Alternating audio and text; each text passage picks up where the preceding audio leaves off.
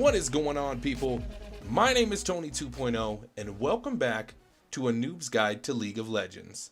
In today's episode, we are going to cover a champion that is a favorite of a couple of my friends that play League with me, as well as rapidly jumping up the ranks, and I know I say that every time, but he is becoming a go-to guy, Fiddlesticks.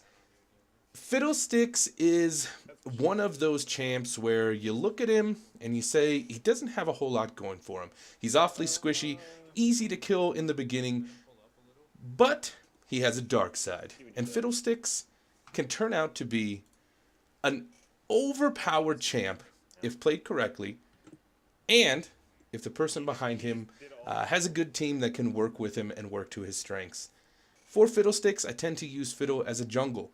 I get mixed reviews. Some people say, oh, I never see him jungle. Other people say he's strictly a jungle. He's one of those jack-of-all-trades champs as far as I'm concerned. He can kind of do a little bit of everything. But for me, I stick to the jungle. The main reason for that is his W ability, Drain. This is where he does most of his damage, as well as it provides a healing effect. So in the jungle, it works out fantastic. And mixed in with Smite and a flash or a heal or barrier, whatever you choose to use, he becomes one of the ultimate junglers. He does take a little bit of a while to get rolling, and I've seen different strategies for this. My friend Samal tends to play him where he's going to jungle really heavily until he hits level 6, then he's going to start ganking. For me, I'm trying to try this new strategy out. Fiddlesticks really thrives against those tanky figures. His magic ability, as well as his passive, which is Dread, this reduces the enemy's magic resistance, works out fantastic. And so getting up into that top lane champ, the enemy champ, fearing him with your Q, then using your Drain, turns out to be very effective. And if you have a top lane that is working with you and can pay attention, Fiddlesticks is fantastic. You can jump up and get a few early kills on that top lane champ and really get the ball rolling on getting to the equipment that you need to make him successful. Let's run down quickly. Let's talk about the rest of his abilities. Like I said before, his passive is what they call Dread. Enemy units within 1,000 range have their magic resistance reduced by 10. That's pretty key when you get into using his ultimate as well. His Q is Terrify. Basically, this is a fear that as you go up, ranks up the duration of his fear that at max level, when it's at 5 points, is 2.25 seconds, which is an eternity in League of Legends. The W is his Drain. This is where all of his damage is pretty much produced from. And as you're playing Fiddlesticks, you're going to want to rank up W pretty much first. That's what you're going to really want to put heavy points into. As I'm jungling, I stick with Drain. I get 2 points. I put 1 in my Dark Wind, which is E, and then 1 into my Terrify so I can start doing my ganking a little bit early. That takes us into E, which is Dark Wind. Basically, Fiddlesticks throws this crow that will bounce back and forth off of random minions, which is kind of why he's a jack of all trades. He's able to go and be pretty powerful in laning as well, but I've stuck pretty much to just jungling with him.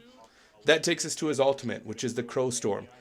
This spell, this ability, once you use it, there is a 1.5 second cast time, but it has a pretty good range. And utilizing the cover from the jungle to get into the enemy is key. If you can fear into the enemy, use your fear and your Drain as you're doing it, this thing is absolutely a monster. The Crow Storm in team fights is a beast, and you guys will love using it. I want to talk about a couple of the items that I tend to go with when I'm jungling. The first thing, always, is I rush Zhonya's Hourglass. Using Zhonya's Hourglass mixed with your ult is a way to be ultimately dominant with Fiddlesticks. This is one of those things where it is a necessity as far as I can see it. And even if you were laning, it's probably the same. You're going to get a lot of ability power, some armor, as well as its active, which is you can't be targeted for 2 seconds when you use it.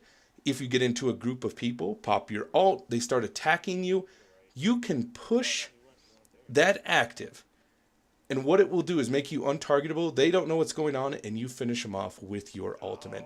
It's a great way to go. I, it really kind of depends after that. Depending on the team makeup, I may go Rabadons, and I may move into that mask. It's like Leandra's something.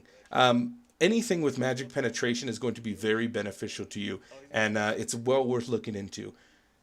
As far as the boots go, you want to get the sorcerer shoes. Again, anything with magic pen is going to be fantastic.